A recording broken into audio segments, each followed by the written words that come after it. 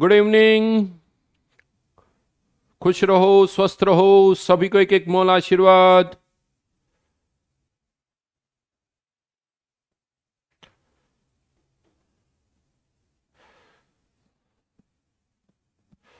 कार्तिक का कहना है कि S1 में दो ही डाउट है, O1 के 20, 21, 22। हो गई बेटा, शीट अपलोड हो गई, पहले ही हो गई।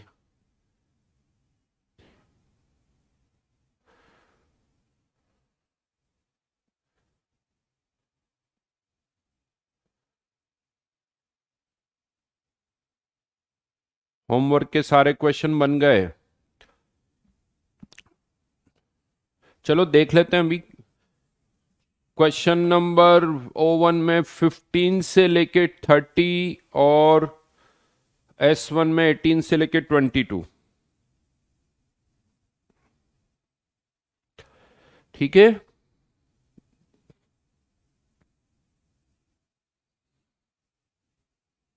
बोलिए, डाउट्स बोलिए, अभी पता चल जाएगा। 15 से 30 O1 में डाउट्स केमिकल काइनेटिक्स की शीट में से।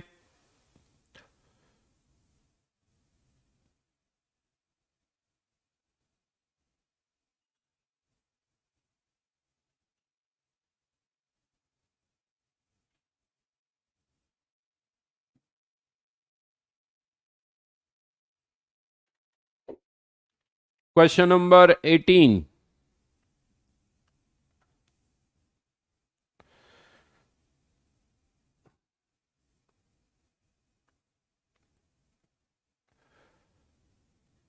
कौन पूछ रहा भाई 18? क्वेश्चन नंबर 18 बताना पड़ जाएगा क्या मुझे? Question number 20।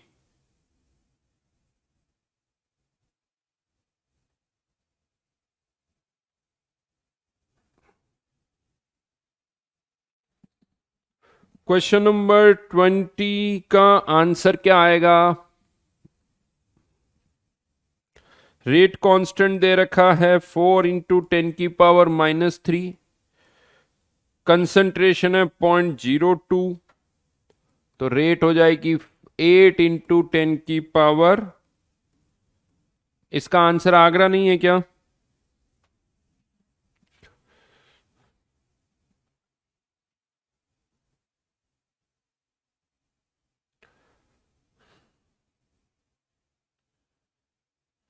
ट्वेंटियथ का आंसर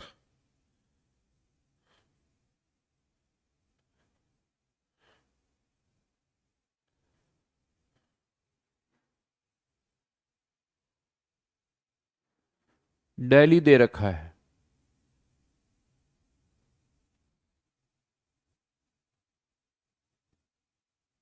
जबकि आ रहा है आगरा। राइट। चेंज कर दो, आगरा कर दो।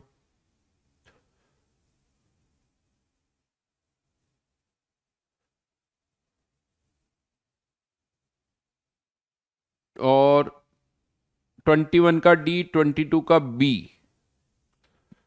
21 का D और B।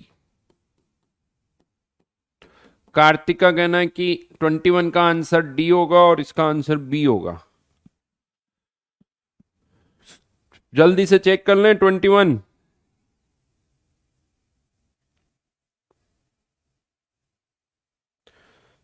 10 मिनट्स टी हाफ हो जाएगा। टी हाफ अगर 10 मिनट्स है तो रेट कांस्टेंट सही कह रहे हो 21 और 22 का आंसर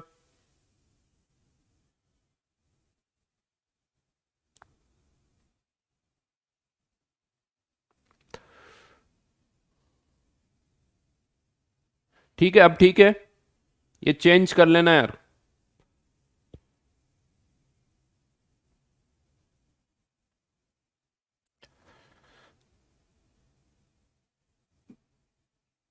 चलो जी आगे बढ़ो, डाउट्स बोलो। सॉल्यूशन में आंसर सही दे रखा है तो सॉल्यूशन से और कंफर्म कर लेना। डाउट्स पूछिए अब जल्दी से।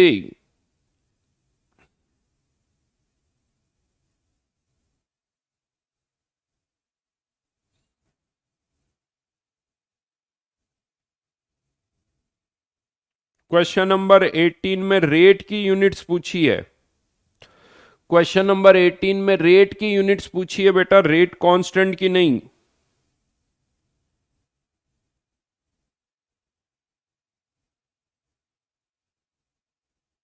सही है आंसर।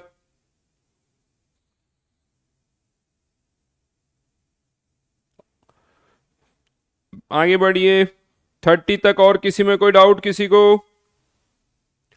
26।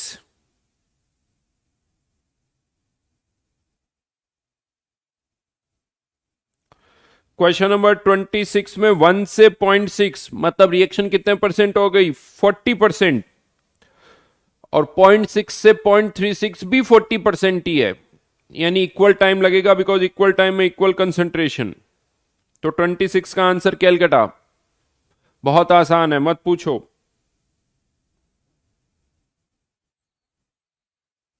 30th में rate of appearance equals to rate of disappearance. तो रेट का कर्व चाहे अपीयरेंस का प्लॉट करो या रेट का कर्व डिसअपीयरेंस का प्लॉट करो, दोनों का कर्व सेम ही होगा। फॉरवर्ड रेट का भी यही होगा, बैकवर्ड रेट का भी यही होगा। कंसंट्रेशन का कर्व अलग अलग होगा। रिएक्टेंट की कंसंट्रेशन का कर्व ये होगा, प्रोडक्ट की कंसंट्रेशन का कर्व ये होगा, लेकिन दोनों की रेट का कर्व तो सेम ही होगा। तो क्वेश्चन नंबर 30th में आंसर कैलकाटा।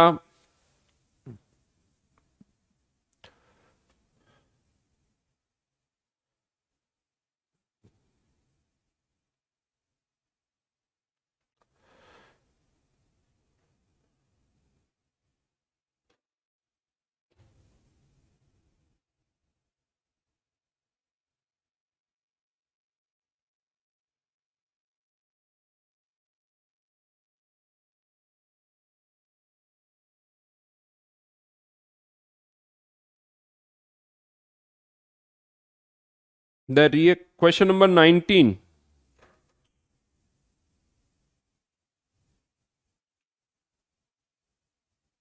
क्या डाउट है भाई? रेट के बारे में पूछा जा रहा है, 3 टाइम्स हो जाएगी।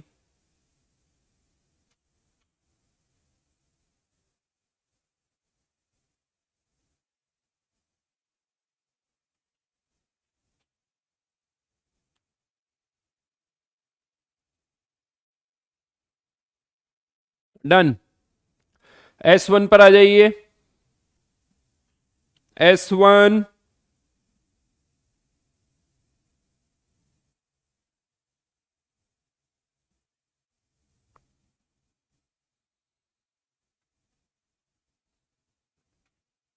क्या दिया था? S1 में कहां से कहां तक?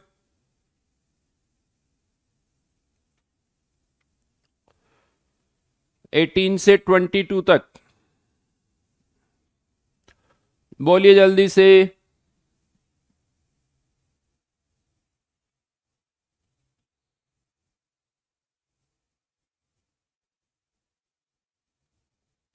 डिमांड बेटा फर्स्ट ऑर्डर दे रखा है, कंसंट्रेशन को 3 टाइम्स करोगे तो रेट भी 3 टाइम्स हो जाएगी। एक्स का कोई लेना देना ही नहीं है।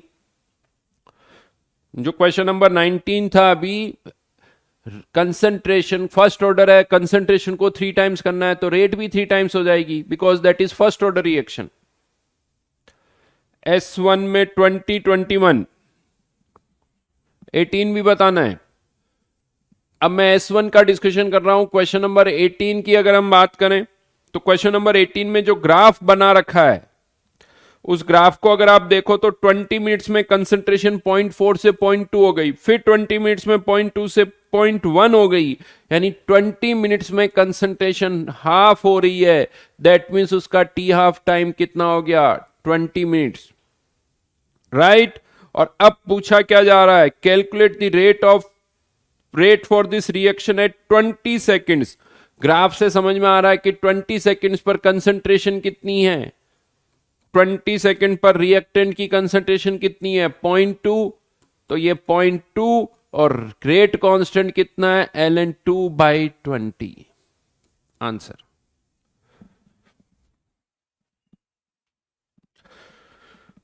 Question number 19। अब हमें ये नहीं पता कि ड्रग क्या है, उसकी रिएक्शन क्या हो रही है, हमें तो पता है कि बस वो फर्स्ट ऑर्डर है।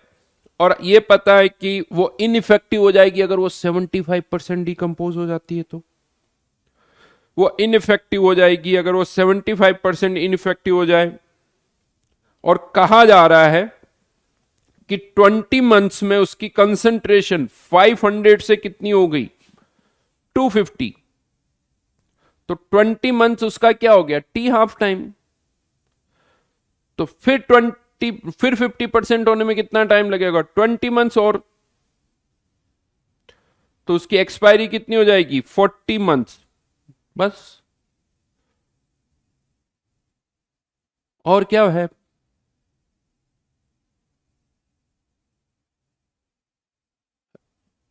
डीप। बेटा देखो, जब डिस्कशन चल रहा है तो मैं इधर उधर के किसी क्वेश्चन का कोई जवाब नहीं दूंगा। एक बार पहले डिस्कशन कंप्लीट हो जाएगा फिर बात करेंगे।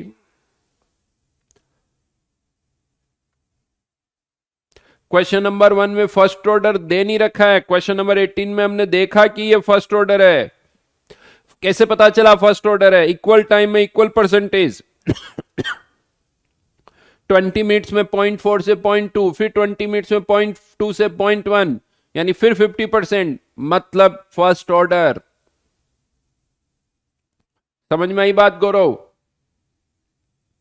और क्वेश्चन नंबर 19 जबरदस्ती पूछ रहे हो। क्वेश्चन नंबर 20 में डायरेक्ट फॉर्मूला लगाना है। क्वेश्चन नंबर 20 में कहा जा रहा है कि पर मिनट वो जो भी वायरल है 2% इनएक्टिवेट हो जाता है, तो उसकी उस प्रोसेस के लिए रेट कांस्टेंट क्या होगा, तो इन 2 मिनट्स टाइम 2% इनएक्टिवेट हो जाता है, मतलब 100 में से 2% इनएक्टिवेट हो गया, आंसर।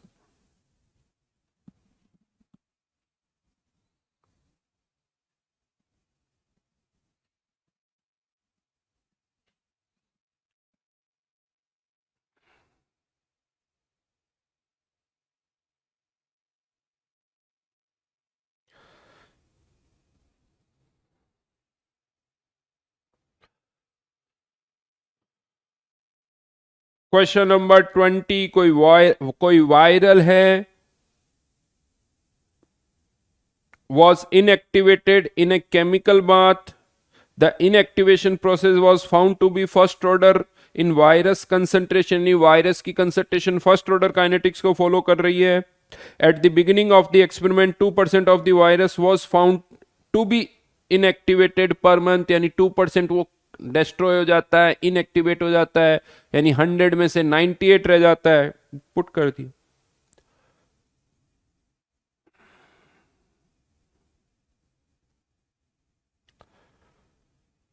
सब आसान है बाकी। 22 4 में लगाओ। दोनों रिएक्शन का टी हाफ दे रखा है, दोनों की इनिशियल कंसंट्रेशन का रेशियो दे रखा है। आपको ए और बी की कंसंट्रेशन का रेशियो फाइंड आउट करना आफ्टर 3 हाफ लाइफ। दोनों के फॉर्म में लगा दो, आंसर आ जाएगा।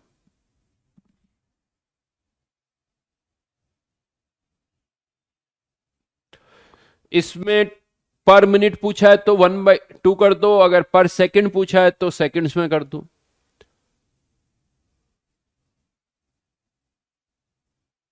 पर मिनट का मतलब यही हुआ प्रसन्ना, पर मिनट 2% इनएक्टिवेट हो गया, बस।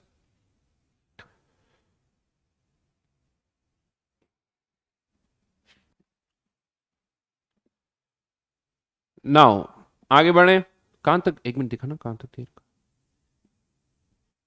22 तक ही दे रखा था ये भाई साहब। दीपक, ओ दीपक जी, किस दुनिया में हो तुम, ऐसे ही तुम्हें पता भी है होमवर्क क्या था। दीपक 25 भी पूछ रहा है। अच्छा, यहां 2 की जगह, ओहो सॉरी, ये मैंने गलत लिख दिया। पर मिनट पूछा तो 1 ही आएगा, गलत लिख दिया था मैं। 102% पर मिनट, तो यहां 1 मिनट में, और ये पर मिनट आंसर आएगा। और अगर आपको सेकंड्स में आंसर चाहिए तो 60 से डिवाइड कर देना। सेकंड्स में आंसर चाहिए तो ये सही है, पर मिनट आंसर चाहिए तो ये सही है।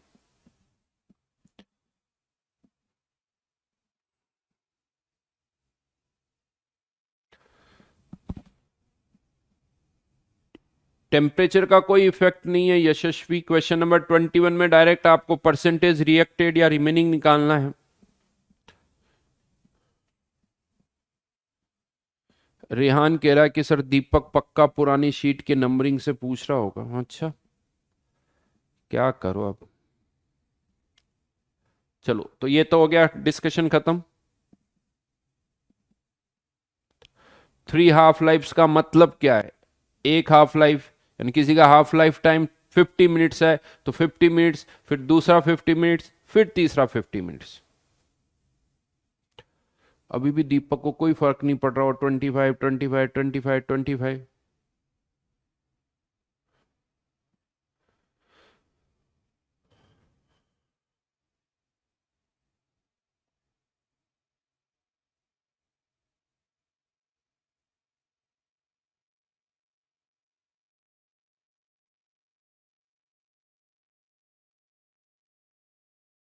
हम्म।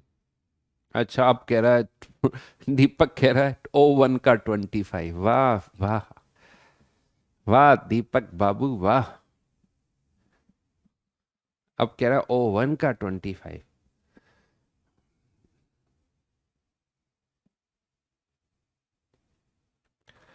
आज अंकित का बर्थडे है।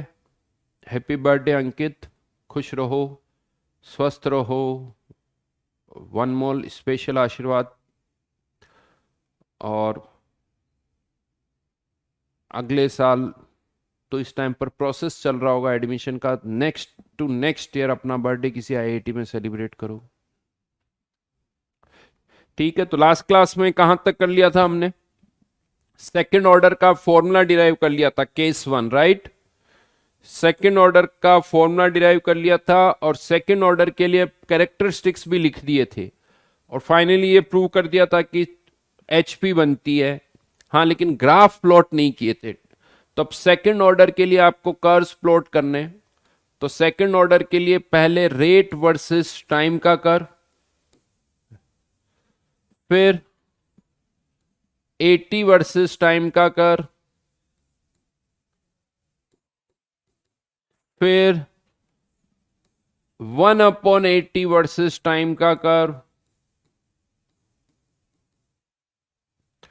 फिर T half versus A naught का कर्व।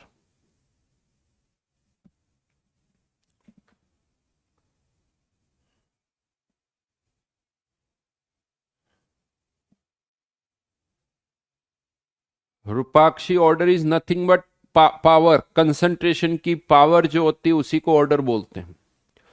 वापस से फर्स्ट या सेकंड लेक्चर देखो और क्लियर हो जाएगा, but right now simply concentration की पावर इज ऑर्डर।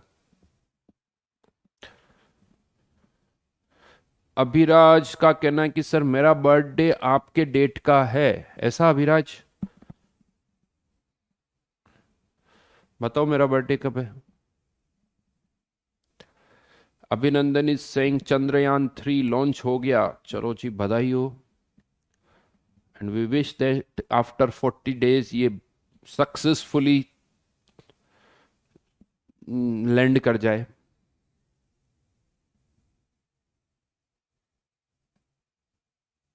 चलो जल्दी से ये कर्व प्लॉट करो और बताओ कर्व कैसा आएगा। स्ट्रेट लाइन आएगा, इंक्रीजिंग होगा, डिक्रीजिंग होगा?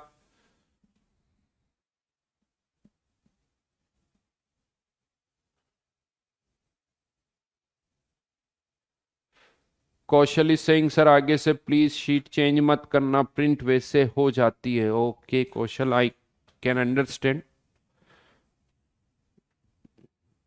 बट कौशल क्या होगा अभी, वो मैं मान रहा हूँ, वो गड़बड़ हो गई थी, sorry for that. First part का आंसर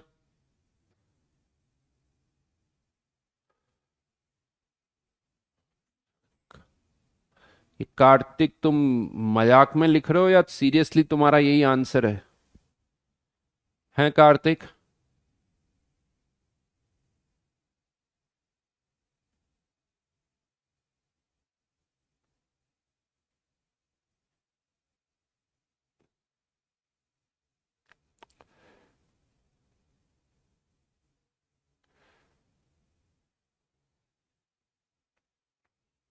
डिक्रीजिंग होगा, डिक्रीजिंग। अब यहां पर प्रॉब्लम क्या है, रेट क्या होती है, minus D A upon D T equals to K A square. और ये जो ए है वो टाइम के साथ वेरी कर रहा है। ए टाइम के साथ कैसे वेरी कर रहा है, ए टी 1/a0 प्लस के टी, राइट। अब या तो आप क्या करो, यहां से इसका इनवर्स करके इस ए की वैल्यू निकालो और उसको यहां पुट करके स्क्वायर करो, तो साफ साफ दिख रहा है कि एक्सप्रेशन बड़ा कॉम्प्लिकेटेड सा होगा, स्ट्रेट लाइन नहीं होगा। ये तो समझ में आ गया कि स्ट्रेट लाइन नहीं होगा। अब स्ट्रेट लाइन नहीं होगा तो हमें तो केवल इतना सा देखना है कि कर्व इंक्रीजिंग होगा या डिक्रीजिंग होगा।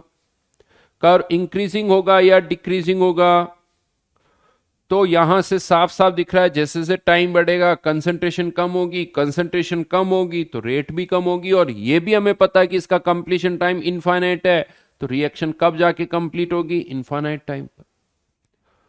तो ये कर्व कुछ इसी तरह से डिक्रीजिंग होगा, बस एग्जैक्ट यानी स्ट्रेट लाइन नहीं होगा। जो भी इक्वेशन होगी वो इसको यहां से पुट करके आएगी, तो ये कर्व जैसे फर्स्ट ऑर्डर का था ना उसी तरह से ही दिखेगा आपको। यानी फर्स्ट ऑर्डर में भी रेट का कर्व ऐसा ही है, सेकंड में भी ऐसा ही है, थर्ड फोर्थ फिफ्थ सब में ऐसा ही होगा। इसीलिए इस कर्व की कोई इंपॉर्टेंस भी नहीं है। इंपॉर्टेंस क्यों नहीं है, क्योंकि कभी इस पर क्वेश्चन नहीं आ सकता कि बताओ इसका ऑर्डर क्या है।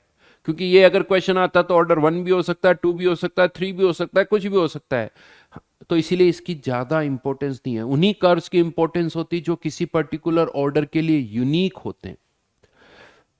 कौन सा कर्व यूनिक है वो भी मैं बात करूंगा। सिमिलरली यहां से भी देखें तो ए टी और टी, टाइम बढ़ेगा तो ए टी की वैल्यू कम होगी, अगेन डिक्रीजिंग कर्व होगा तो इसका कर्व भी ऐसे ही आएगा।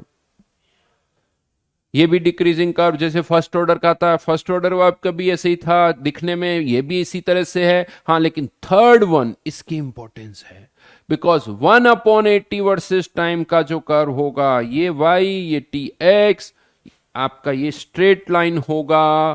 Straight line something like this, जिसका स्लोप किसके बराबर होगा, के बराबर। इंटरसेप्ट किसके बराबर है, 1/a0। ये सेकंड ऑर्डर के लिए यूनिक कर्व होगा।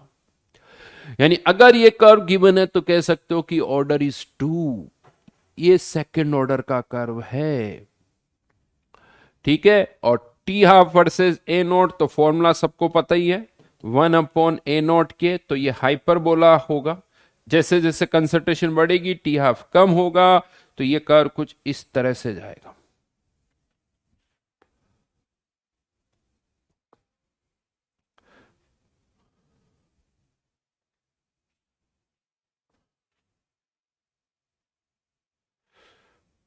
आज सेकंड और फर्स्ट दिखने में एक जैसा दिखेगा, इंटरसेप्ट की वैल्यू डेफिनेटली अलग होगी, क्या होगी अभी उससे मतलब नहीं है।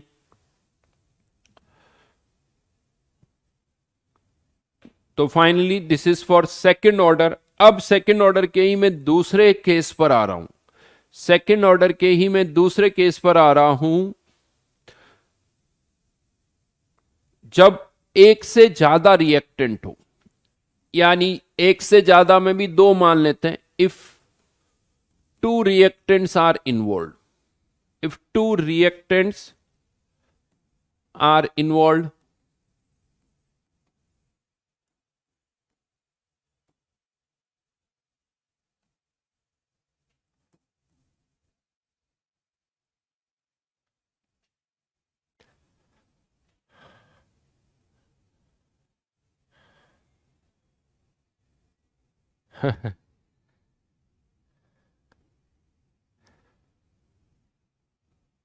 आज कर लेंगे कार्तिक, आज थर्मोडायनेमिक्स 2 का डिस्कशन कर लेंगे भाई, ठीक है, क्योंकि वो कंप्लीट तो करना ही है।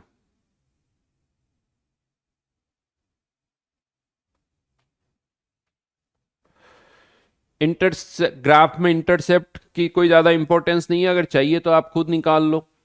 सोचो कैसे निकाल, तो कभी भी इंटरसेप्ट कैसे निकाला जाता है, वाई की वैल्यू निकालनी है, वाई इंटरसेप्ट निकालना है तो एक्स जीरो कर दो। मोहित इज आस्किंग कि आप सिलेबस कब कंप्लीट करवा दोगे, नवंबर एंड बेटा, ठीक है।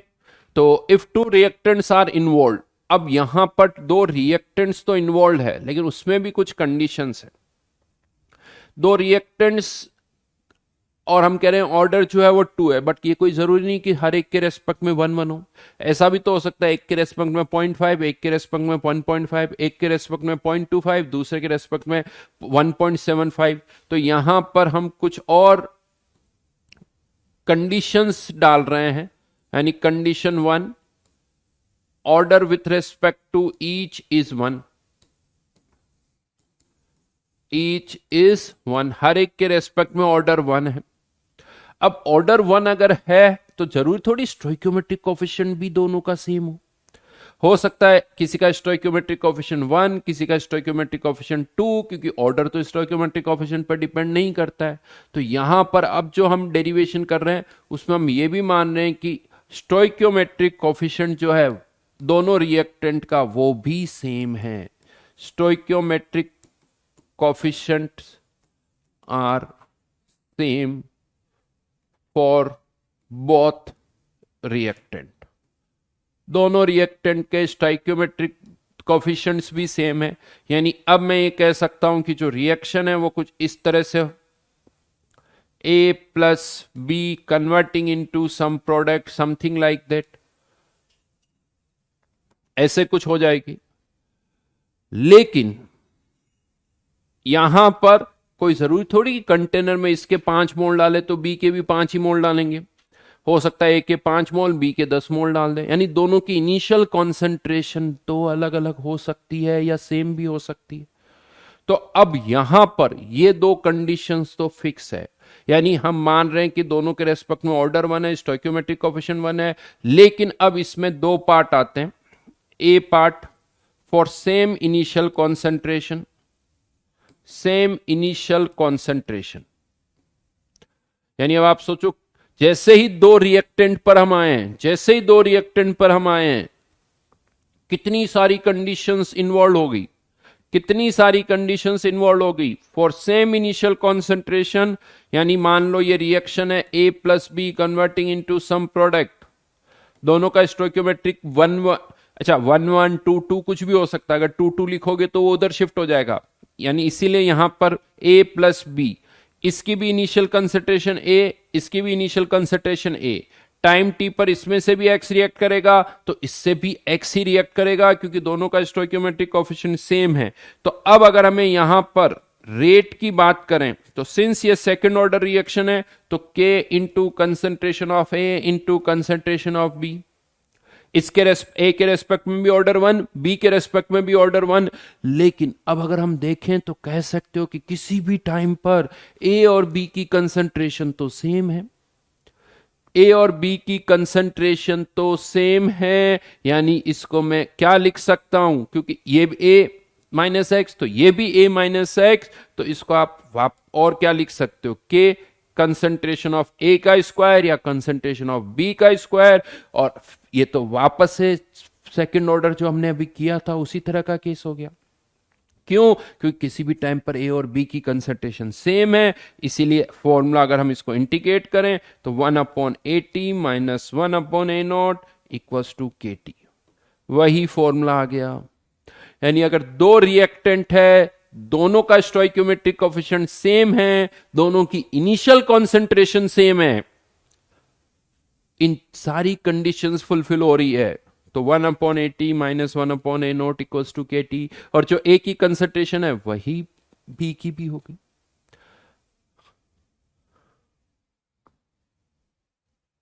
राइट? क्वेश्चन सेकंड ऑर्डर मान के कर रहे हैं बेटा, सप्तांशु सेकंड ऑर्डर मान के कर रहे हैं। सेकंड ऑर्डर है तब ये फॉर्मूला है, अगर सेकंड नहीं है तो नहीं है। लेकिन अब आ जाता है थर्ड पार्ट, सॉरी इसी का बी पार्ट।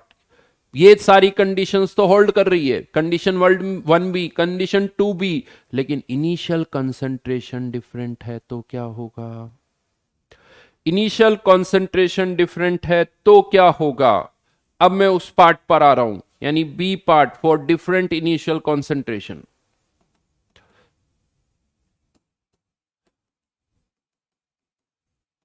समझ में आ रहा है क्या चल रहा है?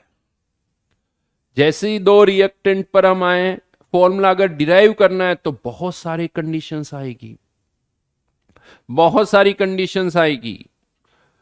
अब यहां पर हमने ए और बी की इनिशियल कॉन्सेंट्रेशन जो है वो अलग अलग ली है। ए के इनिशियली ए मोल्स, बी के बी मोल्स, इसमें से एक्स रिएक्ट करेगा तो इसमें से भी एक्स रिएक्ट करेगा, लेकिन अब किसी भी इंस्टेंट पर दोनों की कंसेंट्रेशन सेम नहीं होगी। हर इंस्टेंट पर ए की कंसेंट्रेशन कुछ और होगी, बी की कंसेंट्रेशन कुछ और होगी। तो अब अगर हम बात करें, ये सेकेंड ऑर्डर है, तो minus D A upon D t के concentration of A, concentration of B. अब यहां पर ए की जगह बी या बी की जगह ए नहीं लिख सकते हो आप। फिर क्या करें? इंटीग्रेट करना है। तो अब यहां पर तीन वेरिएबल दिख रहे हैं, concentration of A, concentration of B और टाइम। इंटीग्रेट तभी होता है जब दो वेरिएबल हो। एक वेरिएबल यानी जैसे एक्स और वाई, तो वाई वाली टर्म अभी एक तरफ, एक्स वाली टर्म दूसरी तरफ। तो यहां पर भी हम क्या करेंगे, सबको अब एक्स की टर्म में पुट करेंगे। तो यहां पर ए की कंसंट्रेशन की जगह क्या लिख दूंगा, ए माइनस एक्स किसी टाइम पर। बी की कंसंट्रेशन क्या लिख दूंगा, बी माइनस एक्स। और यहां पर भी ए की कंसंट्रेशन को ए माइनस एक्स, याद है जीरो ऑर्डर के टाइम पर किया था ऐसा ही। और इसको अगर डिफ्रेंशिएट करेंगे तो ए का डिफ्रेंशिएशन जीरो, माइनस माइनस, तो इधर क्या आ जाएगा D x upon D T. और फिर उसको रीअरेंज करेंगे, इधर डी एक्स डी टी को तो मैं उधर लेके चला जाऊंगा, यहां पर आ जाएगा A minus X, B minus X, ये प्लस साइन ऑलरेडी हो गया है, तो इधर आ जाएगा के डी टी। अब आपको इसको इंटीग्रेट करना है।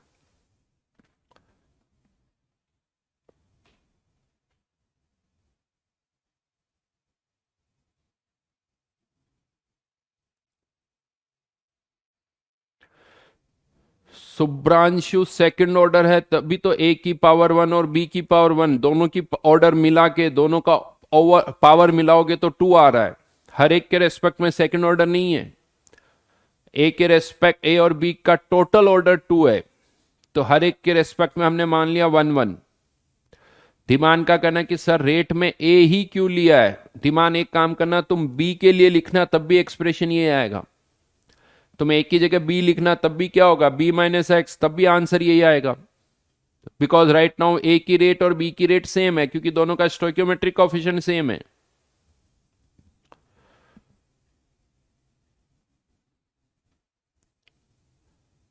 अब क्या आप इसे इंटीग्रेट कर सकते हो? आई थिंक पढ़ ही चुके होंगे इंटीग्रेशन। पार्शियल फ्रैक्शन मेथड, बिल्कुल स्प्लिट करके इंटीग्रेशन होगा, बिल्कुल स्प्लिट करके इंटीग्रेशन होगा। पहले यहां पर इसको डिवाइड करना पड़ेगा। इसको हम क्या कर रहे हैं, b माइनस ए से मैं डिवाइड कर देता हूं। ये मान रहा हूं कि b की वैल्यू जो है वो a से ज्यादा है, तो जो ज्यादा कंसंट्रेशन वाला उसे b मानो, जो कम कंसंट्रेशन है उसे a मानो। और b माइनस ए से मल्टीप्लाई भी कर दिया।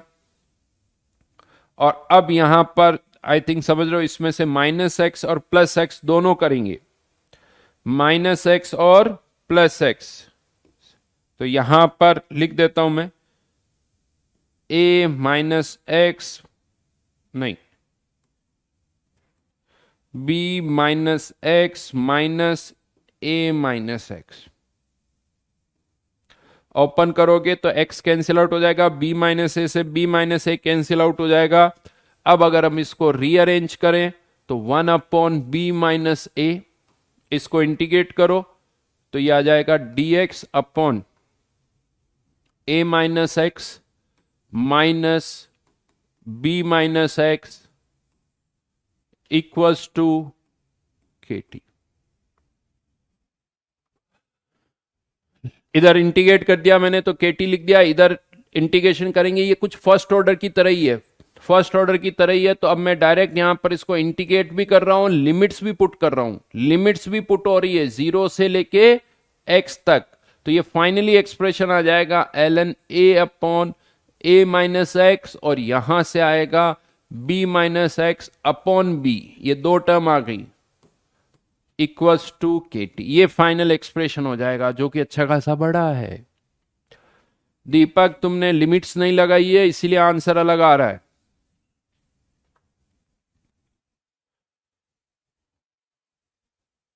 रूपकथा इसको डिफरेंशिएट किया a-x को, तो इसका डिफरेंशिएशन क्या होगा? जीरो। पहले पढ़ो पुराने जीरो ऑर्डर में, ये सब बता चुका हूं, रिवाइज करो अच्छी तरह से। जीरो ऑर्डर के टाइम पर सब हमने किया हुआ है, दो तरह से इंटीग्रेट किया था जीरो ऑर्डर को। लिमिट्स लगाओ बेटा, लिमिट्स लगाओ। सॉरी, यहां डिनोमिनेटर में ए नहीं बी आएगा।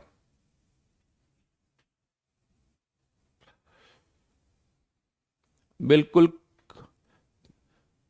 चेंज कर दिया क्रिश मैंने। हाँ बिल्कुल बिल्कुल। अब ऑब्वियसली बात है, अब फॉर्मूला बड़ा सा है, मैथमेटिक्स ज्यादा इन्वॉल्व है। अब यहां पर इस तरह के क्वेश्चन आपसे कोई पूछे कि बताओ ए की वैल्यू इतनी, बी की वैल्यू इतनी, तो बताओ एक्स कितना होगा, इसके चांसेस बहुत कम है, इसके चांसेस बहुत कम हैं।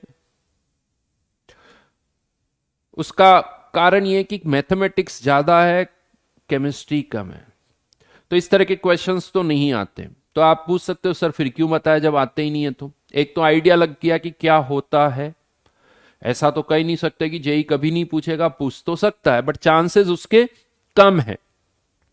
लेकिन ये क्यों बताया, उसका एक बहुत बड़ा रीजन है। अब सपोज करो यहां पर ये पूरा डेरिवेशन हो गया और एक क्वेश्चन आपके पास आता है और उस क्वेश्चन में आप देखते हो कि जो बी की कंसंट्रेशन है वो ए से बहुत ज्यादा है। मान लो बी की कंसंट्रेशन 500, ए की कंसंट्रेशन 1 और 2 है।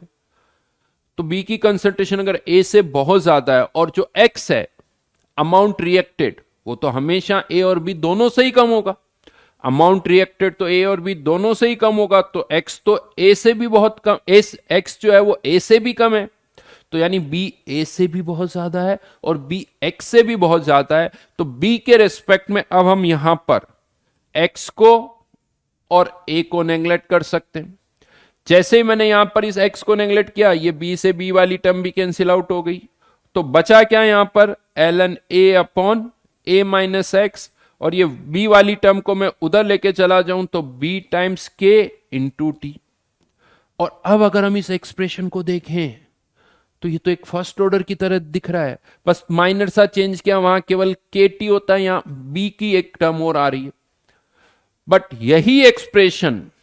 यही एक्सप्रेशन जो हमने यहां पर इस x को और a को नेग्लेक्ट करके ऑब्टेन किया, अगर हमें पहले से पता होता स्टार्टिंग से कि यार ये b की कंसंट्रेशन जो है वो a से बहुत ज्यादा है, तो ये डेरिवेशन और आसान हो जाता है, इतना बड़ा लंबा चौड़ा इंटीग्रेट करने की जरूरत ही नहीं पड़ती। कैसे?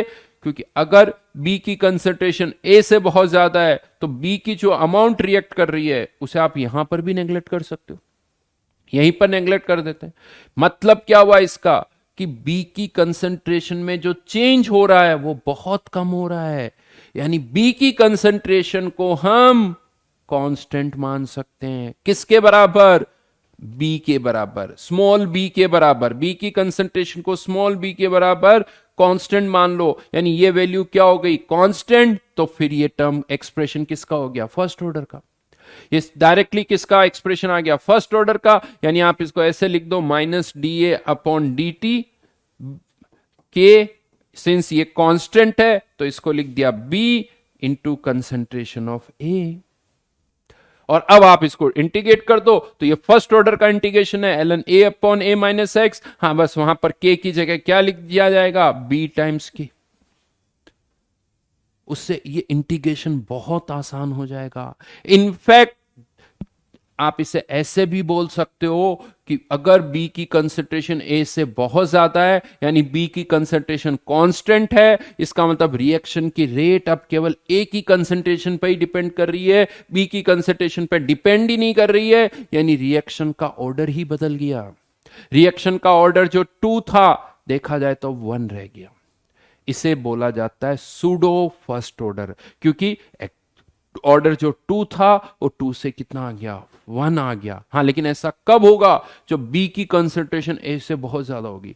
मतलब आप चाहो तो किसी रिएक्शन का ऑर्डर बदल सकते हो, ऑर्डर बदल सकते हो, क्या करो, ऑर्डर बदलना है तो किसी एक की कंसंट्रेशन को दूसरे से बहुत ज्यादा कर दो, तो जिसकी कंसंट्रेशन आपने बहुत ज्यादा कर दी अब वो तो चेंज ही नहीं होगी, वो ऑलमोस्ट कांस्टेंट रहेगी, वो कांस्टेंट है, तो अब रिएक्शन की रेट केवल एक ही कंसंट्रेशन पर डिपेंड कर रही है, केवल एक ही पावर वन, यानी रिएक्शन का ऑर्डर ही वन हो गया। इसे बोला जाता है, अगर इस तरह से आप कर रहे हो यानी, तो इसको बोला जाता है pseudo first order reaction. Pseudo first order reaction, यानी ऑर्डर टू से कितना हो गया, वन हो गया। This is known as pseudo first order. और याद करो, इनिशियली आपको पता है जब मैंने आपसे कहा था कि सॉलिड, प्योर लिक्विड और सॉल्वेंट, सॉलिड, प्योर लिक्विड और सॉल्वेंट, सॉल्वेंट कभी रेट के एक्सप्रेशन में नहीं आता, उनका उनका एक्टिव मास क्या रहता है, कांस्टेंट। तो सॉल्वेंट जो होते हैं उनकी कंसंट्रेशन ही बहुत ज्यादा होती है, तो आप ये कह सकते हो कि अगर इसकी कंसंट्रेशन बहुत ज्यादा है, मतलब अगर एक तरह से ये सॉल्वेंट है, तो ये तो क्या रहेगा, कांस्टेंट। ये किसके साथ मर्ज हो जाता है, रेट कांस्टेंट के साथ मर्ज हो जाता है, इसीलिए आपको उसको लिखने की जरूरत ही नहीं पड़ती है, इसीलिए आपको उसको लिखने की जरूरत नहीं पड़ती है, क्योंकि वो जो सॉल्वेंट है वो टर्म ऑलरेडी रेट कांस्टेंट में मर्ज हो जाती, वो ऑलरेडी रेट कांस्टेंट में मर्ज हो जाती। और मैं आपको गारंटी के साथ कह सकता हूं, बाय द वे कभी एग्जाम में ये क्वेश्चन आए ना जिसमें एक से ज्यादा रिएक्टेंट हो और आपसे ये पूछा जाए कि बताओ एक की कंसंट्रेशन क्या होगी टी टाइम के बाद, इतने टाइम के बाद, अगर एक से ज्यादा रिएक्टेंट है तो पहले चेक कर लो कि ए और बी की इनिशियल कंसंट्रेशन क्या है, और जिसकी कंसंट्रेशन ज्यादा है उसको कांस्टेंट मान लो। डेफिनेटली किसी एक की कंसंट्रेशन बहुत ज्यादा होगी, आप पहले उसको कांस्टेंट मान लो और फिर फॉर्मूला डिराइव किया। ये नहीं कि सर मेरे को तो इंटीग्रेशन आता है, कोई प्रॉब्लम नहीं सर, मैं तो कुछ भी इंटीग्रेट कर लूंगा, अरे भाई जरूरत ही नहीं है, जबरदस्ती इतना बड़ा इंटीग्रेशन करने की क्या जरूरत है, ये कांस्टेंट है, खत्म। हाँ, नीरज ने एक लाइन सही बोली, element becomes the rate determining, because अब ए की कंसंट्रेशन ही चेंज करी, रेट उसी पर डिपेंड करेगा, बी तो कांस्टेंट हो गया, बी इज कांस्टेंट, उस पर कोई फर्क नहीं पड़ रहा।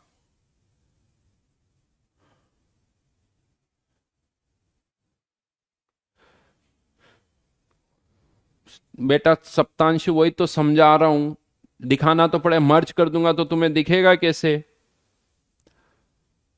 यहां ये बी सॉल्वेंट नहीं है, यहां पर हमने इसको ज्यादा कर दिया, तो right now A and B are not solvent, but solvent के केस में तो हमेशा ही होगा, सॉल्वेंट के केस में तो हमेशा ही होगा, ठीक है। तो अब, हाँ लेकिन क्वेश्चन आता है कि हमेशा ऐसा सूडो फर्स्ट ऑर्डर ही होगा। मान लेते हैं, एक और केस लेते हैं, यहां पर ऐसा कुछ हो कि किसी रिएक्शन की जो रेट है वो ए की पावर टू और बी की पावर वन ऐसा है। और अब अगर मैं आपसे कह दूं राइट नाउ ऑर्डर कितना है, ऑर्डर कितना है इसका, three, if concentration of B is very very greater than concentration of A, तब ऑर्डर क्या रह जाएगा बताओ, if concentration of A is very very greater than B, तब ऑर्डर क्या रह जाएगा वो बताओ, if concentration of A and B are very large, if concentration of both A and B are very large, तो ऑर्डर क्या हो,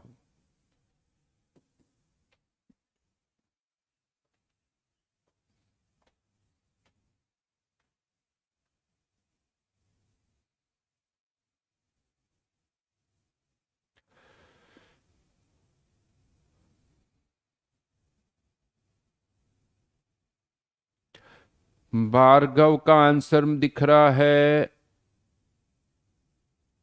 बहुतों के आंसर आ रहे हैं, हर्षित का भी दिखा,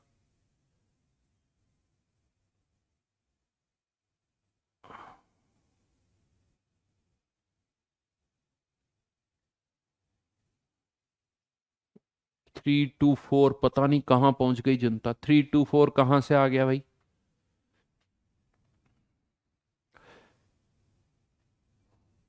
ज्यादातर ने आंसर लिखा है 210, लेकिन आंसर है 213। हर्षित का सही था, भार्गव का भी सही था, दो तीन और नाम थे लेकिन मैं वो पढ़ नहीं पाया। लक्ष्य का भी सही है, 213। समझ में आया क्यों 3 हो रहा है?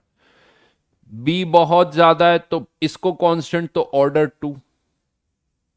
ए बहुत ज्यादा है तो बी की वाली टर्म दिखेगी केवल, यानी यहां पर अब आप एक्सप्रेशन ऐसे लिख सकते हो, के डैश इंटू ए स्क्वायर, मैंने उसको मर्ज कर दिया। यहां पर आप एक्सप्रेशन कैसे लिख सकते हो, के डैश जो भी है डबल डैश इंटू बी, लेकिन यहां पर ऑर्डर 3 होगा भाई। क्यों 3 होगा? क्योंकि जब आपने ए को भी बहुत बड़ा कर दिया, बी को भी बहुत बड़ा कर दिया, तो अब तो एक्स की वैल्यू भी बहुत बड़ी होगी, अब तो एक्स भी बहुत बड़ा होगा। जब एक छोटा है, यानी अगर मान लो इसकी कंसंट्रेशन 1 और इसकी 1000 है, तो अब x की वैल्यू 1 से भी छोटी होगी, तो इस x को मैं 1000 के रेस्पेक्ट में नेगलेक्ट कर सकता हूं। लेकिन अगर यही वैल्यू 500 है, यही वैल्यू 500, तो अब x की वैल्यू भी तो 100, 200, 300, 400 होगी, फिर आप x को नेगलेक्ट नहीं कर सकते हो। तो रिलेटिव टर्म्स है ये, रिलेटिव टर्म है ये, कि यहां पर a की कंसंट्रेशन b से बहुत ज्यादा है या b की a से बहुत ज्यादा है। इवन मान लो ये कंसंट्रेशन है 0.001 और ये 1, तो बी की कंसंट्रेशन को क्या मानेंगे, कांस्टेंट, क्योंकि एक्स जो है वो 0.001 से भी कम होगा।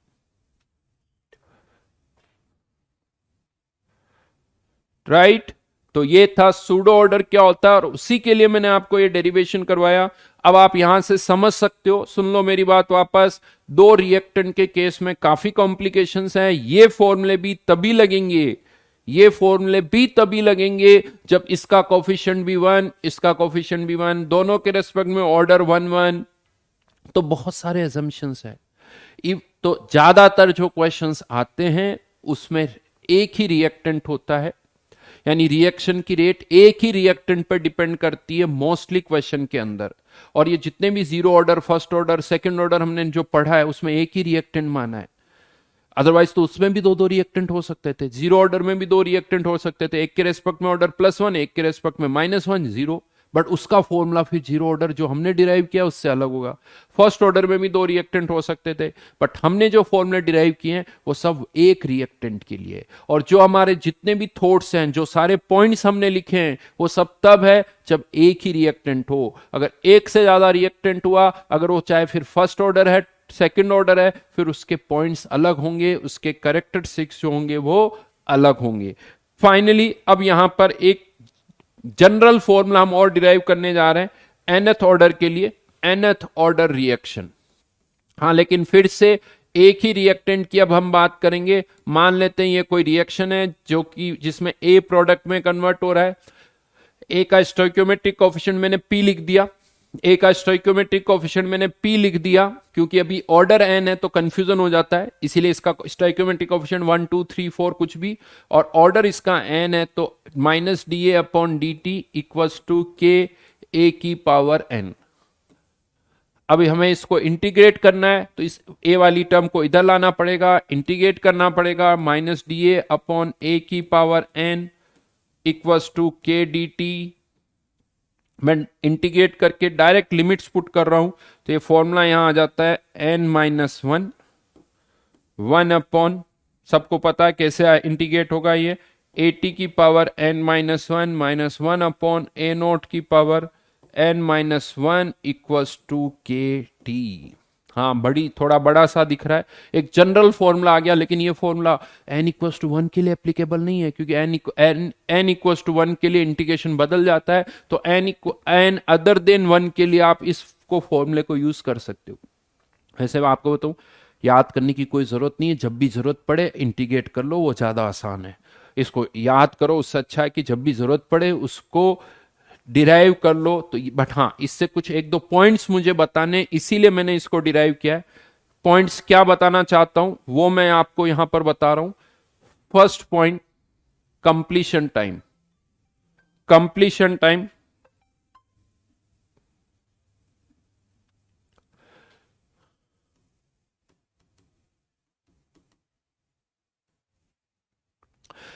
अगर हम यहां पर देखें ये 80 वाली टर्म डिनोमिनेटर में कब होगी, अगर n की वैल्यू 1 से ज्यादा है तो, अगर n 1 से ज्यादा तो ये डिनोमिनेटर में होगा, और कंप्लीशन का मतलब ये वैल्यू जीरो हो जाए, जैसे डिनोमिनेटर जीरो होगा वन अपॉन दिस ये इंफिनिटी हो जाएगी। मतलब अगर ऑर्डर 1 से ज्यादा है तो ये 80 डिनोमिनेटर में होगा, और जैसे 80 जीरो मतलब 1 अपॉन 80 की वैल्यू इनफाइनाइट यानी टाइम इनफाइनाइट। मतलब यहां से ये समझ में आ रहा है कि अगर ऑर्डर 1 से ज्यादा है तो उसका कंप्लीशन टाइम इनफाइनाइट होगा, कंप्लीशन टाइम इनफाइनाइट होगा।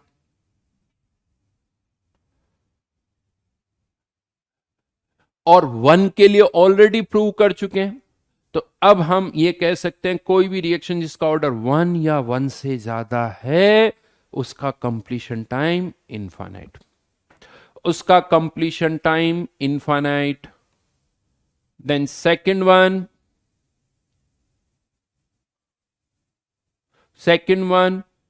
T half.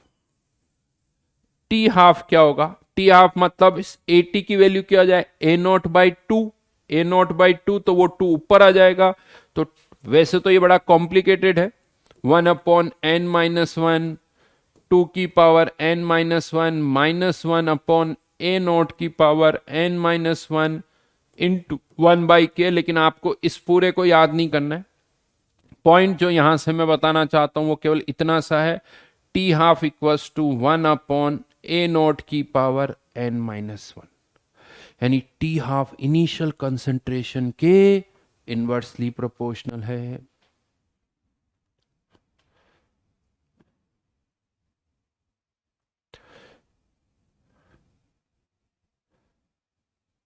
T half initial concentration की पावर n-1 के इनवर्सली प्रोपोर्शनल। और एक इंटरेस्टिंग चीज बताता हूं, ये तो फर्स्ट ऑर्डर के लिए भी लगा सकते हो, ये थोड़ा अजीब सा है लेकिन वैलिड है, यानी ये फर्स्ट ऑर्डर के लिए एप्लीकेबल नहीं है लेकिन ये है, यानी यहां से आप चेक कर सकते हो जीरो ऑर्डर के लिए टी हाफ ए नॉट के डायरेक्टली प्रोपोर्शनल, फर्स्ट ऑर्डर के लिए इंडिपेंडेंट, सेकेंड ऑर्डर के लिए इनवर्सली, थर्ड ऑर्डर के लिए 1/a0 का स्क्वायर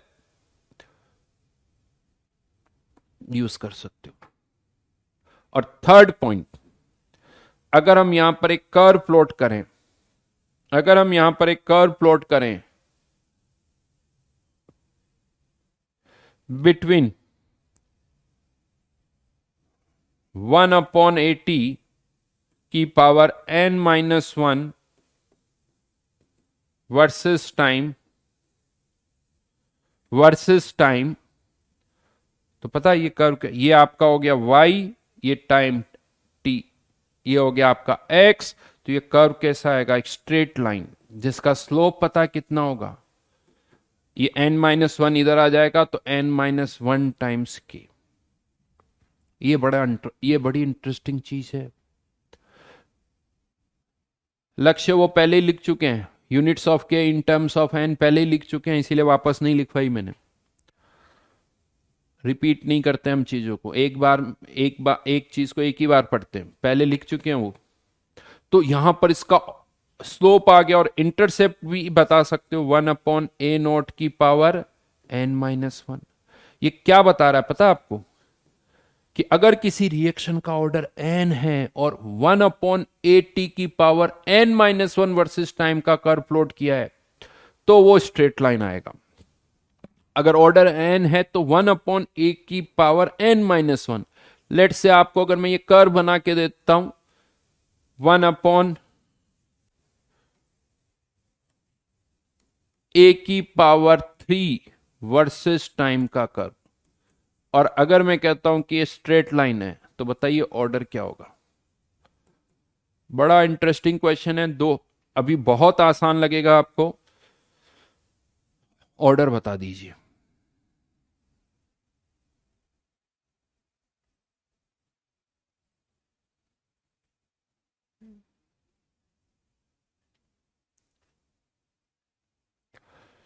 टू या फोर, टू या फोर,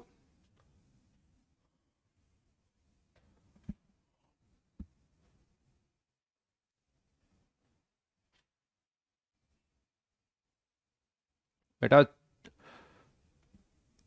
कंपेयर करो, n-1 = 3, n-1 = 3 यानी n = 4, आंसर इज 4। यही गड़बड़ होती है जनता। इसमें इसको n-1 के बराबर करना है, हम 3 में से -1 कर देते हैं, हम 3 में से -1 कर देते हैं, जबकि 3 को n-1 के इक्वेट करना है, नहीं n = क्या आएगा 4। बहुत इंटरेस्टिंग क्वेश्चन बनता है।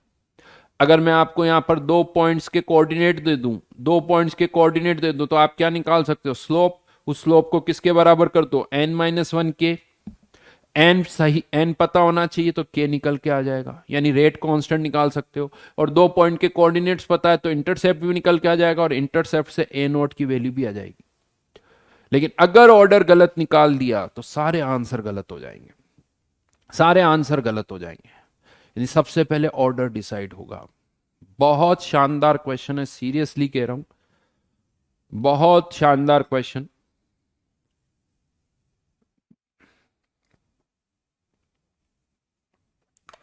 आएगा आप लोगों के टेस्ट पेपर में। एडवांस वाले डेफिनेटली कभी ना कभी तो देंगे, कभी ना कभी देंगे। कब देंगे वो तो मुझे नहीं पता, बट देंगे जरूर।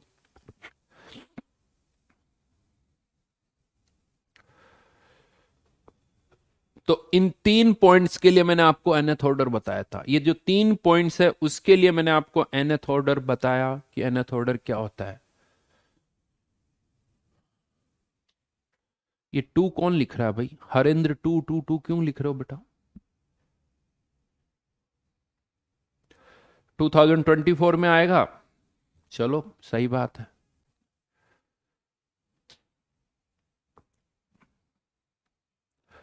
ऐसा ही हो।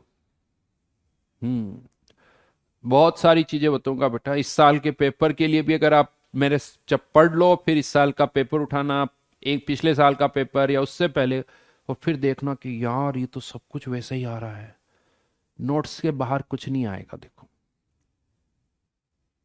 और मैं इसलिए नहीं बोलता हूं, मैं इसलिए बोलता हूं कि हमने सब पढ़ लिया है, हमने सब पढ़ा है, इसलिए बहुत कुछ मेहनत की है, तो उसके बाहर क्या देगा भाई।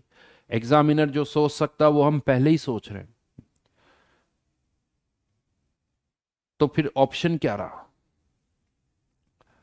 ये नहीं कि मैं 5 क्वेश्चन करवा रहा हूं, देखो अब इसके बाहर कुछ नहीं आएगा, मैं वो वाली बात बिल्कुल नहीं कर रहा हूं कि देखो ये 10-25 है। अरे भाई मेरे नोट्स से तो आएगा ही पेपर, मेरे नोट्स के बाहर कैसे आ सकता है, कोई चांस नहीं है।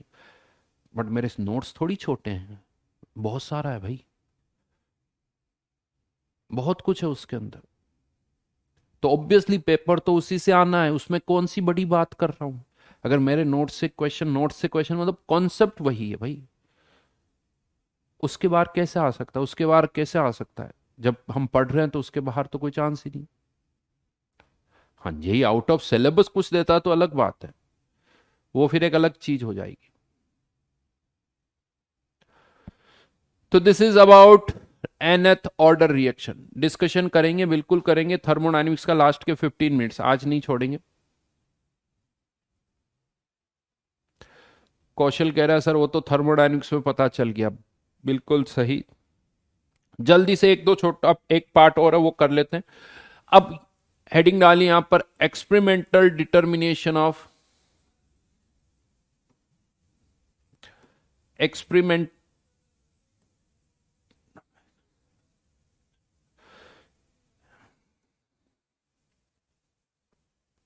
एक्सपेरिमेंटल डिटर्मिनेशन ऑफ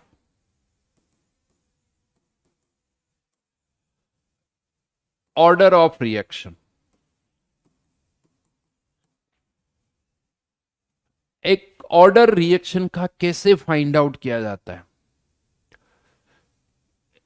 एक रिएक्शन का ऑर्डर हम कैसे पता करते हैं, क्वेश्चन आता है। क्योंकि हर जगह प्रॉब्लम कोई भी सॉल्व करते हो तो पहले ऑर्डर पता होना चाहिए कि फर्स्ट ऑर्डर है तो ये फॉर्मूला, सेकंड ऑर्डर है तो ये फॉर्मूला, थर्ड ऑर्डर है तो ये फॉर्मूला। तो ऑब्वियसली दिमाग में आता है कि सर ये ऑर्डर फाइंड आउट कैसे करते हैं, कैसे पता चलता है कि इस रिएक्शन का ऑर्डर क्या है, इस रिएक्शन का ऑर्डर क्या है।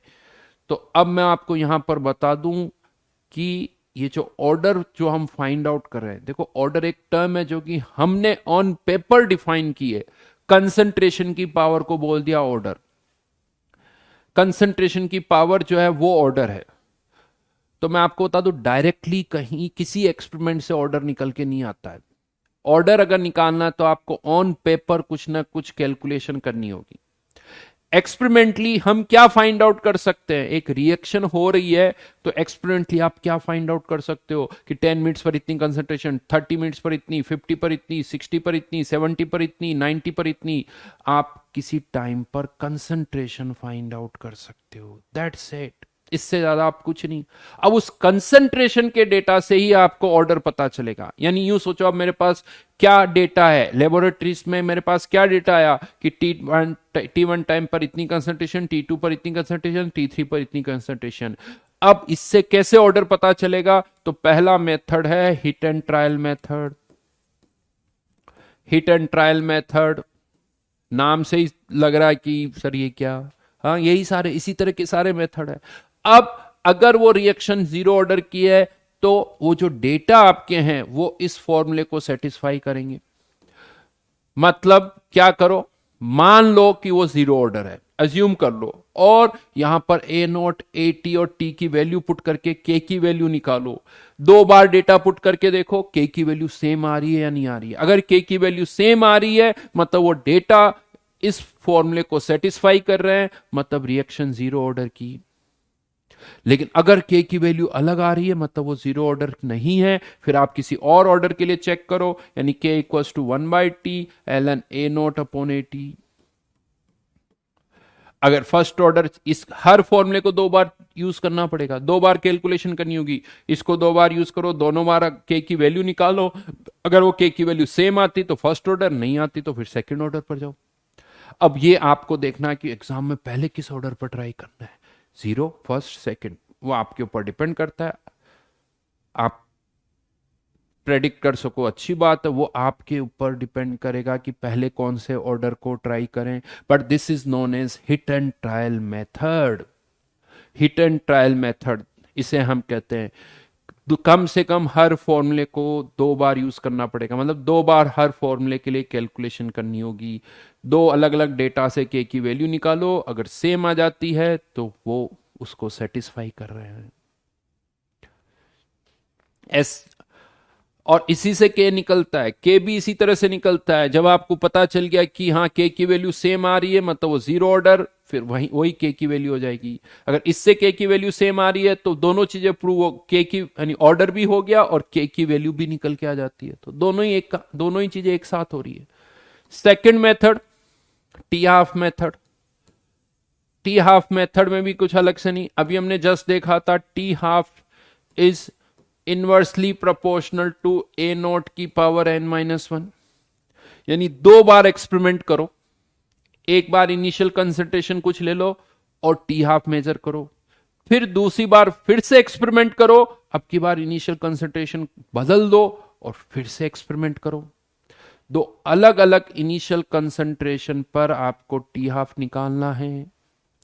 दो अलग अलग इनिशियल कंसंट्रेशन पर आपको टी हाफ निकालना है, यानी T half 2 upon T half 1 equals to A naught की power A naught 2 upon A naught 1 की पावर n-1। इनिशियल कंसंट्रेशन जब ए नोट है, गड़बड़ लिख दिया क्या, हाँ ये उल्टा हो गया, यहां 1 और यहां 2। इनिशियल कंसंट्रेशन जब ए नॉट 2 है तब ये टी हाफ, इनिशियल कंसंट्रेशन जब ए नॉट 1 है तब का टी हाफ। ये चारों डेटा पता होंगे, क्या नहीं पता होगा, n-1, उसके लिए सॉल्व करो।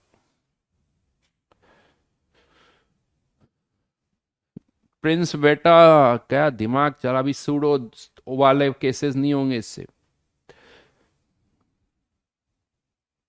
ठीक है।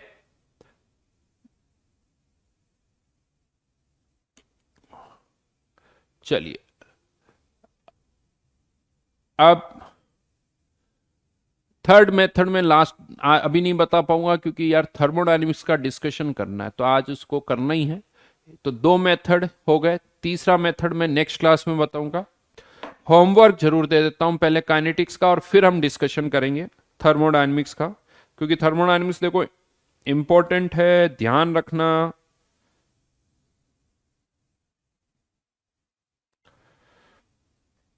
तो इधर होमवर्क जो है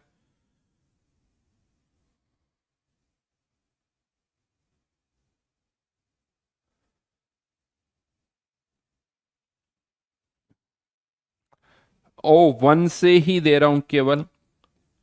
आज कम ही दे रहा हूं होमवर्क। वो इसलिए कम दे रहा हूं ताकि आप पुराना जो भी हुआ है अभी तक का एक बार वापस से रिवाइज कर लेना। अभी तक जितना भी हमने किया है उसको वापस से रिवाइज कर लेना। नहीं, 5 मिनट में हो नहीं पाएगा बेटा, थर्ड केस जो है। तो 31 से 41 यही होमवर्क है। पुराना जो भी है वो भी अच्छी तरह से रिवाइज कर लेना। शीट अपलोड हो गई है बेटा, लास्ट टाइम ही हो गई थी। और खुद देखोगे तो अपने आप समझ में आ जाएगा तुम्हें कि हाँ चेंज डन। चलिए, थर्मोडायनेमिक्स 2, थर्मोडायनेमिक्स 2 आई थिंक कहां तक डिस्कशन हो गया था? 5 तक, 5 तक डिस्कशन हो गया था।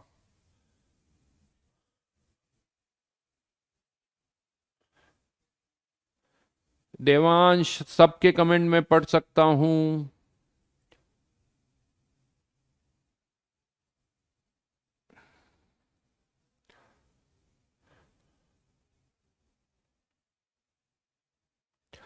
थर्मोडायनेमिक्स 2 जेई एडवांस के क्वेश्चंस के डाउट्स, बड़े इंटरेस्टिंग क्वेश्चन है, अभी भी बहुत सारे क्वेश्चन है। एक एक क्वेश्चन में आपको टाइम लगेगा, जल्दबाजी में नहीं होंगे। 6th बताना है, क्वेश्चन नंबर 6। और मैं आपको सीरियसली बता दूं, इन क्वेश्चंस को आपको ढंग से अच्छी तरह से कमांड करना है तो 5-5 6-6 बार करना होगा। 5-5 6-6 बार करना होगा, तब जाके आपको कॉन्फिडेंस आएगा, अदरवाइज नहीं आएगा। क्वेश्चन नंबर 6 में हमारे पास दो रिएक्शन दे रखी है और उन दोनों को ऐड करके twice copper plus H2O converting into Cu2O। ये भी सॉलिड है, ये भी सॉलिड है, ये गैसेज हैं, प्लस H2। तो सबसे पहले इस रिएक्शन का डेल्टा जी नोट निकालना होगा। और इस रिएक्शन का डेल्टा जी नोट निकालने के लिए आपको क्या करना होगा, जो डेटा दे रखा उसमें सेकंड रिएक्शन को रिवर्स करो तो ये डेल्टा जी नोट की वैल्यू आई थिंक कुछ ऐसे आ जाएगी, 1,10,000 ये कुछ आ जाएगी, है ना? राइट। सेकंड रिएक्शन को रिवर्स करके ऐड कर दिया, इससे डेल्टा जी नोट की वैल्यू आ गई विच इज 10⁵ और इससे हम इस रिएक्शन का इक्विलिब्रियम कांस्टेंट निकाल सकते हैं -RT के। -RT, इसको केसी बोलो या केपी बोलो, डजेंट मैटर, क्योंकि डेल्टा एनसी 0 है। तो यहां से के पता चल गया which is partial pressure of H2 divided by partial pressure of H2। अब क्वेश्चन क्या कह रहा है कि हम हाइड्रोजन का कितना प्रेशर मेंटेन करें ताकि कॉपर ऑक्सीडाइज ही ना हो। कॉपर ऑक्सीडाइज ही ना हो यानी रिएक्शन फॉरवर्ड में ही नहीं आए। फॉरवर्ड में नहीं आए इसकी कंडीशन पता है क्या है? क्यू की वैल्यू के से ज्यादा हो जानी चाहिए। क्यू की वैल्यू जस्ट के से ज्यादा हो जानी चाहिए, यही होता है। तो यानी अब हमें देखना है कि कितना प्रेशर ऑलरेडी हो कि ये Q की वैल्यू, यूं कह दो ये Q की वैल्यू जो है वो किससे ज्यादा हो जाए, Kp से जस्ट ग्रेटर देन हो जाए। यानी जस्ट ग्रेटर देन को फिर आप कैसे सॉल्व कर सकते हो? जस्ट ग्रेटर देन मतलब उसी के बराबर हो जाए। तो Kp पता है। अब आपको यहां पर कुछ नहीं करना, partial pressure of H2O put करना है।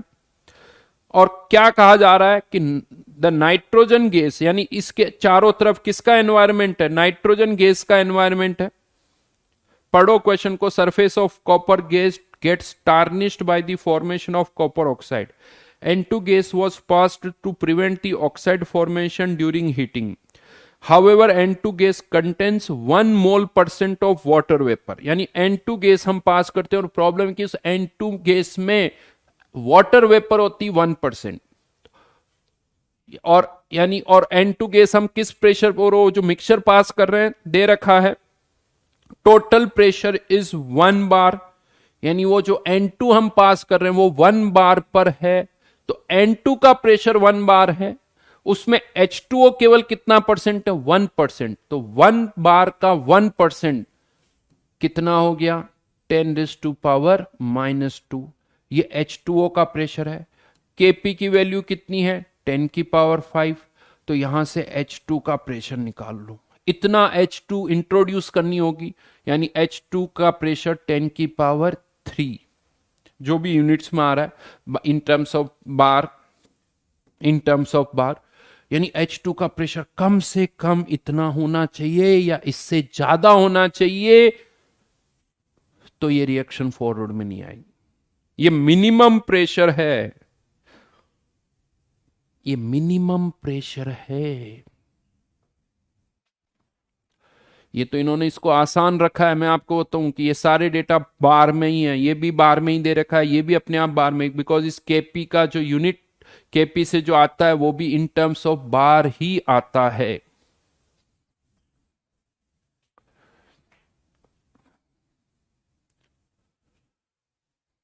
होपफुली समझ में आया होगा। नेक्स्ट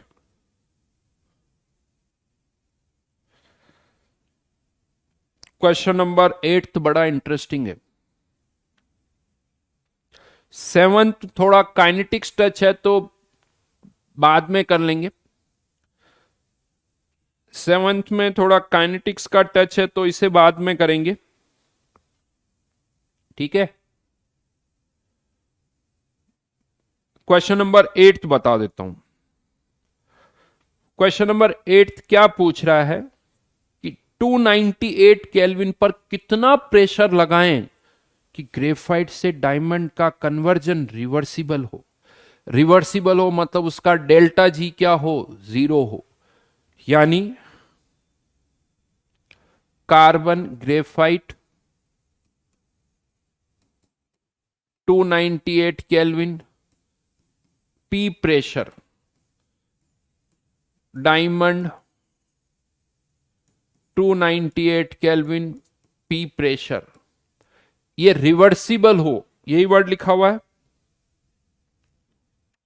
इक्विलिब्रियम मतलब रिवर्सिबल, यानी एक दूसरे में इक्विलिब्रियम पर हो मतलब रिवर्सिबल हो, यानी डेल्टा जी क्या हो 0। वो प्रेशर पी फाइंड आउट करना है, वो प्रेशर पी फाइंड आउट करना है, और हमें एक डेटा उन्होंने दिया हुआ है 1 बार का, पी डेल्टा जी नोट का डेटा दे रखा है। डेल्टा जी नोट का मतलब क्या हो गया, जब 1 बार प्रेशर है तब का हम डेल्टा जी निकाल सकते हैं। 298 1 बार, 1 बार मतलब स्टैंडर्ड कंडीशन। डायमंड का फॉर्मेशन भी दे रखा है, ग्रेफाइट का भी दे रखा है। Delta G not formation of product minus reactant, product diamond का 2.9 किलो जूल माइनस ग्रेफाइट का तो फॉर्मेशन 0 ही होता है, यानी इसको जूल में कन्वर्ट कर दें तो 2900 जूल। इस तरह के क्वेश्चन करवाए हुए हैं मैंने आपको। हमें ये डेल्टा जी 0 चाहिए, ये डेल्टा जी पता है। एक काम करें, ये एरो ऐसे बना दो, ये एरो ऐसे बना दो। ये क्या है ग्रेफाइट, इस स्टेप का डेल्टा जी क्या हो जाएगा, वॉल्यूम ऑफ ग्रेफाइट सॉलिड है इसीलिए we P2 minus P1, P minus 1। ये जी ग्रेफाइट है, ध्यान रखना। इसका डेल्टा जी क्या है, डायमंड का वॉल्यूम, यहां उल्टा 1 माइनस P, 1 माइनस P, यानी इन तीनों का सम 2900 के बराबर होगा। Volume of graphite P minus 1 plus 0, volume of diamond 1 minus P। इसको चाहो तो P माइनस 1 कर दो, तो P minus 1 common, volume of graphite minus volume of diamond. अब आप क्या करोगे, ग्रेफाइट और डायमंड का वॉल्यूम कैसे निकालोगे, दोनों की डेंसिटीज दे रखी है या स्पेसिफिक वॉल्यूम दे रखा है। Conversion of graphite to diamond reduces the volume by, यानी डेटा दे रखा है ग्रेफाइट टू डायमंड का वॉल्यूम रिड्यूसेस बाय, यानी 2 × 10⁻⁻⁶, ये वैल्यू दे रखी है, P-1 निकाल लो।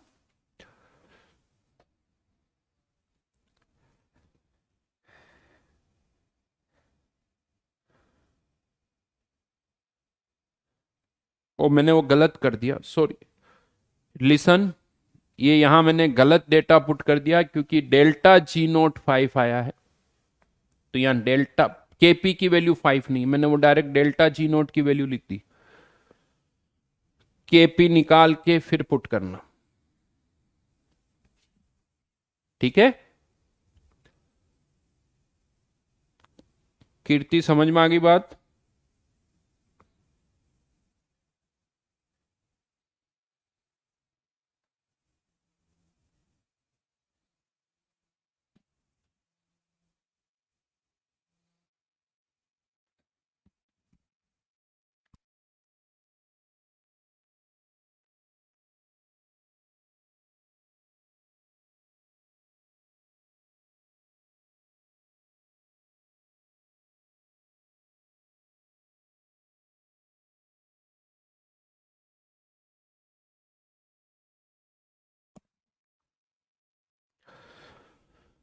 अब ठीक है, वो हो जाएगा।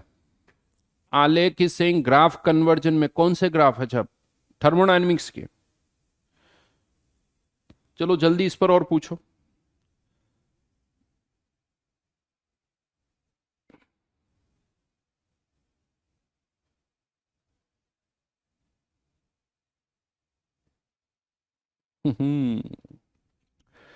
क्वेश्चन नंबर 9 2017 का क्वेश्चन है, 2017 का क्वेश्चन है।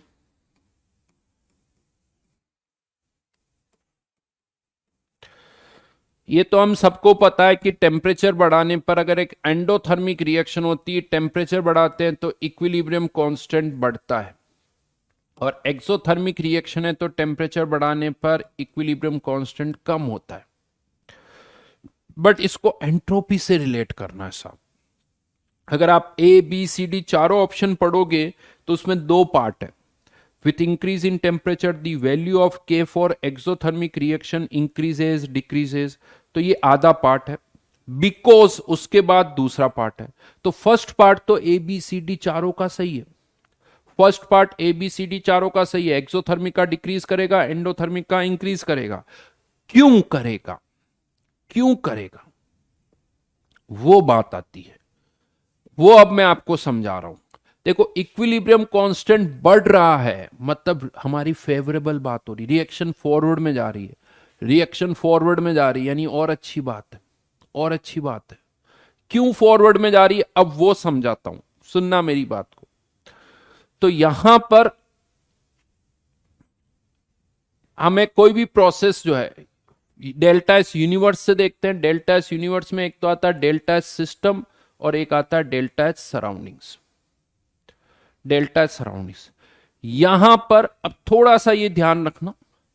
ये मान लो कि हम ये मान रहे हैं कि जैसे डेल्टा एच जो है एक रिएक्शन का डेल्टा एच, वैसे तो वो भी टेम्परेचर के साथ वेरी करता है लेकिन इतना वेरिएशन नहीं होता। तो डेल्टा एच सराउंडिंग्स मतलब Q surroundings upon T, Q surroundings upon T, और Q surroundings minus Q system by T, और क्यू सिस्टम मतलब प्रेशर कांस्टेंट है तो minus delta H system upon T. अब एक एंडोथर्मिक रिएक्शन अगर है तो हम ये करें, ये डेल्टा एच तो कांस्टेंट है, इसमें कोई ज्यादा चेंज नहीं हो रहा है। लेकिन अगर आपने टेम्परेचर, यानी एक ये टर्म कांस्टेंट है और डेल्टा एच सराउंडिंग्स नेगेटिव है, डेल्टा एच सराउंडिंग्स नेगेटिव है, अगर प्रोसेस फिजिबल है तो डेल्टा एच सिस्टम पॉजिटिव होगा। लेकिन अब जब आप टेम्परेचर बढ़ा रहे हो तो ये डेल्टा एच सराउंडिंग जो कि नेगेटिव है और आप टेम्परेचर बढ़ा रहे हो टेम्परेचर बढ़ा रहे हो तो इस नेगेटिव वैल्यू को हम क्या कर रहे हैं, कम कर रहे हैं। एक नेगेटिव वैल्यू कम हो रही है, डेल्टा एस टोटल में जो नेगेटिव वैल्यू है वो कम हो रही है, वो तो अच्छी बात है, क्योंकि हम चाहते हैं कि डेल्टा एस यूनिवर्स पॉजिटिव हो। तो डेल्टा एस जो नेगेटिव टर्म है वो कम हो रही है, वो हमारे लिए फेवरेबल वाली बात है, इसीलिए रिएक्शन और फॉरवर्ड में जा रही है। यानी एक एंडोथर्मिक रिएक्शन के लिए टेम्परेचर बढ़ाने पर unfavourable change in entropy, surrounding का जो एंट्रोपी चेंज है वो अनफेवरेबल है। Why it is unfavourable? Because it is negative, but वो अनफेवरेबल चेंज जो है वो कम हो रहा है, वो कम हो रहा है, which is favourable to us, which is favourable to us. पढ़ो C statement, with increase in temperature the value of K for endothermic reaction increases because unfavorable change in entropy of the surroundings decreases। क्यों? क्योंकि temperature बढ़ा रहे हैं तो unfavourable change अब इन्होंने ये वर्ड अपने मन से निकाला, अनफेवरेबल, अनफेवरेबल, नेगेटिव और पॉजिटिव को कैसे सही ढंग से हैंडल किया है, नहीं तो इनमें कंफ्यूजन होता है। तो अनफेवरेबल मतलब negative value, unfavourable change in entropy decreases, लिखा हुआ because unfavourable change in entropy of the surroundings decreases. जबकि यही एक एक्सोथर्मिक रिएक्शन के केस में क्या होगा, एक्सोथर्मिक रिएक्शन के केस में डेल्टा एच सराउंडिंग्स पॉजिटिव होगा। क्यों? क्योंकि delta H negative, negative, negative, positive, तो डेल्टा एच सराउंडिंग्स पॉजिटिव, यानी सराउंडिंग्स का एंट्रोपी चेंज फेवरेबल है। एक्सोथर्मिक के केस में सराउंडिंग्स का एंट्रोपी चेंज फेवरेबल है, वो रिएक्शन को करवा रहा है क्योंकि डेल्टा सराउंडिंग्स पॉजिटिव है, और आपने टेम्परेचर बढ़ा के उस फेवरेबल क्वांटिटी को कम कर दिया, फेवरेबल क्वांटिटी को कम कर दिया, ये अच्छा नहीं हुआ, मतलब इक्विलिब्रियम कांस्टेंट कम हो गया। यानी favourable change in entropy of the surroundings, unfavourable change in entropy of surroundings मतलब फेवरेबल चेंज, मतलब delta S positive, delta S surroundings positive, unfavourable change of unfavourable entropy change of surroundings मतलब delta S negative. Right, और यहां पर ये तो आगरा और बॉम्बे की बात मैंने कर ली। दिल्ली स्टेटमेंट में लिखा हुआ है एक्सोथर्मिक रिएक्शन है, exothermic because entropy change of the system is positive. तो एक एक्सोथर्मिक रिएक्शन का एंट्रोपी चेंज पॉजिटिव नहीं होगा, सिस्टम तो हीट दे रहा है, सिस्टम हीट दे रहा है तो उसका एंट्रोपी चेंज नेगेटिव होगा। तो बॉम्बे और कैलकाटा गलत हो गए, बॉम्बे और कैलकाटा इसलिए गलत हो गए क्योंकि एक्सोथर्मिक में डेल्टा सिस्टम नेगेटिव और एंडोथर्मिक में डेल्टा सिस्टम पॉजिटिव, जो कि उन्होंने उल्टा लिखा है।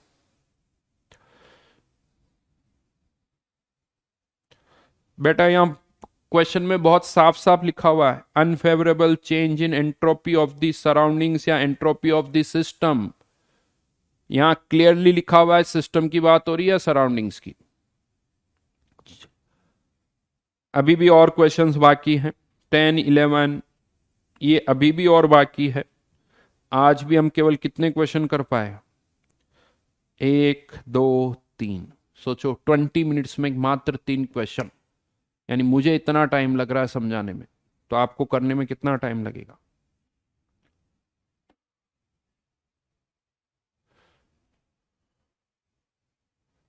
हार्दिक बेटा, सिस्टम का टेम्परेचर चेंज हो रहा है, जो सिस्टम का टेम्परेचर होता है वही सराउंडिंग्स का टेम्परेचर होता है। वापस जाके क्वेश्चन करो, एडियाबेटिक एंट्रोपी चेंज के क्वेश्चन करवाए थे मैंने, हाँ आइसोथर्मल और एडियाबेटिक के, करके देखना वापस। मयंक बेटा गलत लिख रहे हो तुम,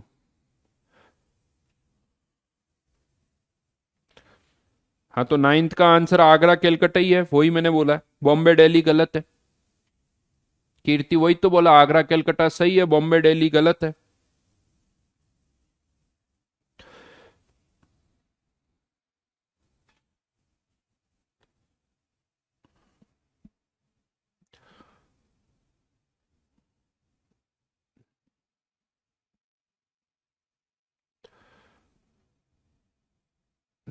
मैं बता चुका हूं, गलत बोल रहे हो। लिखा हुआ है उस क्वेश्चन में एंट्रोपी किसकी है, जबरदस्ती अपना मतलब निकाल रहे हो। बहुत बढ़िया ऋतुराज।